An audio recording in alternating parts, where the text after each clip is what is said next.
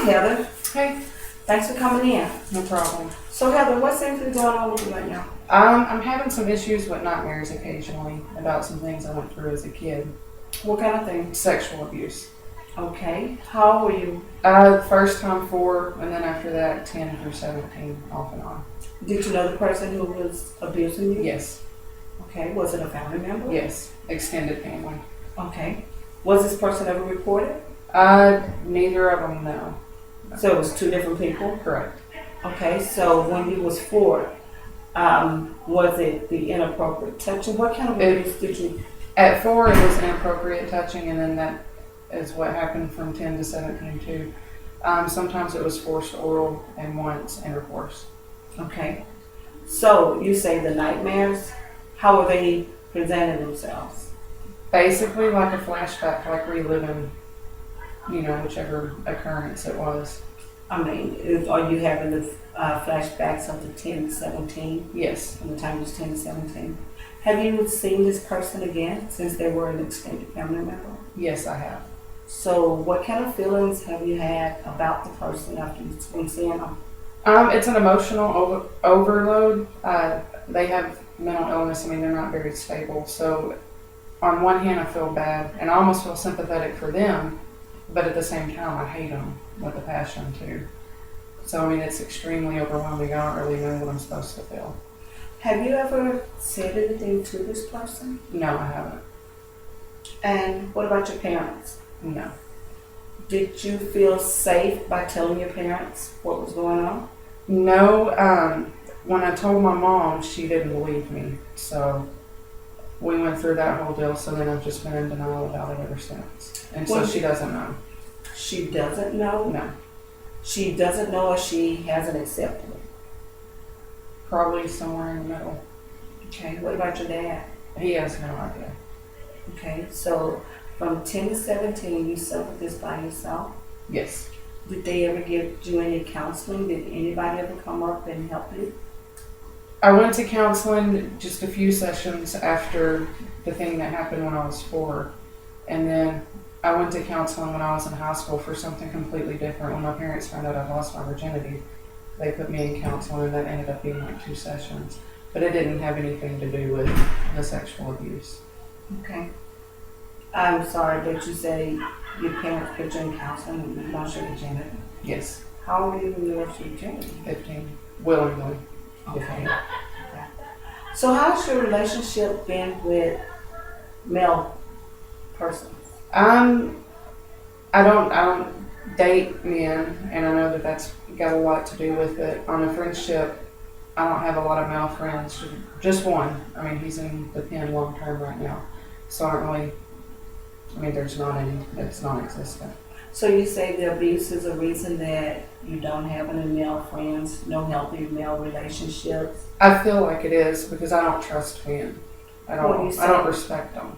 When you say you don't trust them, what is it you fear from them? That they're gonna do what they want to do regardless of whether you say yes or no. And I know that I'm not gonna have a sexual situation with every male, but I don't know. I guess it's just a mental block. Like that's what I see. So you're saying, I mean, I'm trying to understand. So you feel if you get caught off with a man and he make advances, you're not going to be able to say no, and you just No, I know I won't. won't be able to.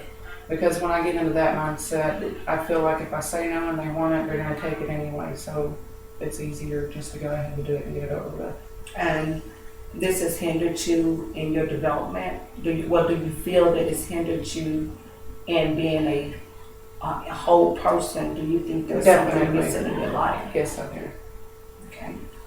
Now, I know the objective here that we're going to take is working towards you getting the healing that you deserve. Right. I'm not going to use the word the healing that you need, but you deserve healing. Right. I believe that if it's coming up in dreams at this point, there's some possible work that you really need to do. Okay. Have you ever journaled? No, I haven't. Well, that's one of the things that I want us to start. And I use the term us because I'm going to work with you. Okay. I'm not going to give you anything that I'm going to just send you out there to, on your own and Right. just write. I'm going to read it if that's what you choose. Okay. But I will check it Okay. to make sure that you're actually following through. Okay. Also, there's a book that I have. It's a workbook.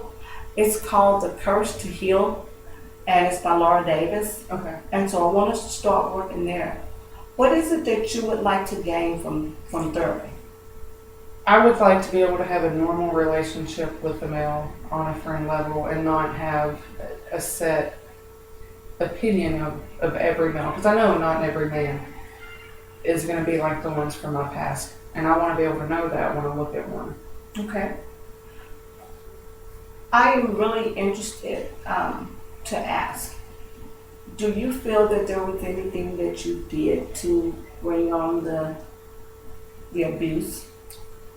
As a child, no, I don't. Okay. Well, that's a good part. I mean, that's a good start because then there will be some different directions we would take. As this is our first session, I do want to get to know, just what it is that involves Heather. I would like to know Heather the person and not just Heather the issue. Right. I'm sure that there is more to you than just what you're dealing with. And so, to work from the point of, let me get to see who you are. Okay. And so, if you would just allow me with some patience to work with you, Okay. I'll do my best to get you to the healing process. Okay. I don't want us to rush through this. I want you to have the advantage of treatment. Okay. And you say you've had counseling before, but not since you was 4 for the abuse. Right. So how did you manage from 10 to 17 to cope with what was going on with you? I just dealt with it. My dad I tried talking to my parents at one point about the possibility of like a medicine to help with depression. And my dad has the mindset that if you take medicine, then you're just taking the easy way out, that you just need to learn coping skills. So, I just bottled it up and dealt with it. Have you ever used drugs behind this? Yeah, quite a bit. It's been 3 years now, but I had a severe drug problem for quite a while. Okay. So do you drink or drug at this point? I drink, I would like to say socially, but more like every weekend. Okay. When you drink, do you drink alcoholically? Meaning, do you drink 6 or more in one setting? Yes. Okay. Do you drink to feel giddy, or do you drink to forget? I say I drink to relax, but realistically, I know that I drink just to not have to deal with anything, just to escape. Okay. And we might want to look at that. Right. Even though, and I do commend you for getting past the illicit drugs, alcohol too is a dependent drug. Alcohol is a depressant. Mm-hmm. And so if I'm already trying to forget, alcohol tends to put me in a state of, everything's good with the world. Right. But if I'm getting like every weekend, and some people can drink, Right. and I'm not saying that drinking is the issue here.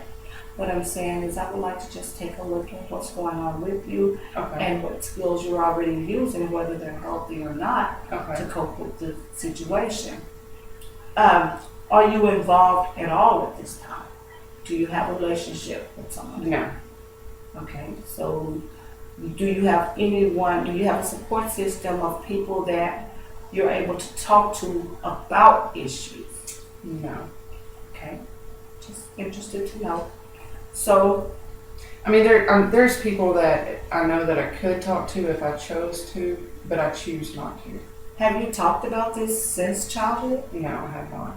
Okay, so I'm not going to rush you into a support group, Okay. but if we go into this deeper and it should be the ideal situation to where you could meet with other women who have been victims of abuse to as far as the healing. And I'm careful to say healing Right. because that's what we want to move into. And yes, there are situations in our life that we can't overcome Right. because they are embedded in our life. Right. But there is also healing of. and I want us to move toward healing. Okay. As far as a high power, do you have a power that you trust? Yes, I do. And that would be, God.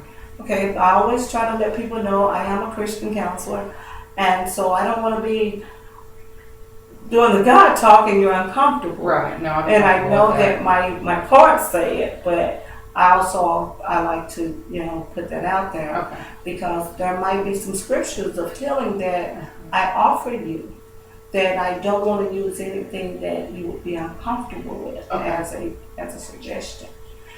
So Heather, I really appreciate you coming in. Thank you. If you should need anything before our next session, don't hesitate to call. Okay. Again, we're going to work toward what? Healing. And we're going to do it by what? Lots of different ways. Right, we're going to start. Journaling. Yes, we're going to start with the process of journaling. The purpose of journaling, I believe, is an outward expression of an inner feeling. Right. I can get out things in journaling that I probably couldn't tell other people otherwise. Right. And the working in workbook, there are going to be some situations that you can plug in to where it would also give you the ability to see if somebody else already have the verbiage down there, so possibly somebody's already been through this. Right. And I can't claim deliverance if I don't know anybody, I will have to go through something to say that I've been delivered and I've been healed from something. Right. So I do appreciate you coming in, and I look forward to working through this with you. Thank you. Do you have any questions? No, I think I'm good. All right, thank you. Thanks. All right.